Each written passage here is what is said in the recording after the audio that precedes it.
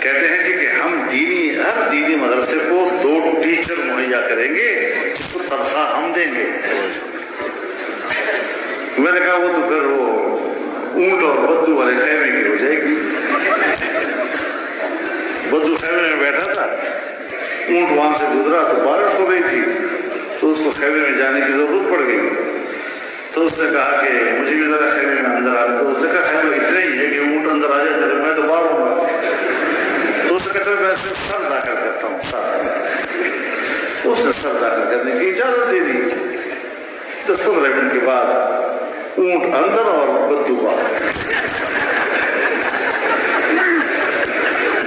تو استاد ہمارے اندر داخل کر دو اپنے، اس کے بعد پھر کل آپ اندر اور ہم سب باہر۔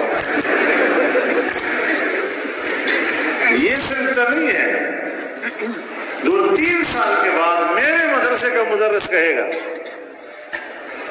کہ حضرت وہ مدرسے اسکول سے آیا وہ ٹیچر ہے، وہ 40-50 ہزار روپے تنخواہ لے رہا ہے اور مجھے آپ دے رہے ہیں 15-20 ہزار روپے تنخواہ، تو جی مجھے بھی سرکاری ملازم بنا دیجیے۔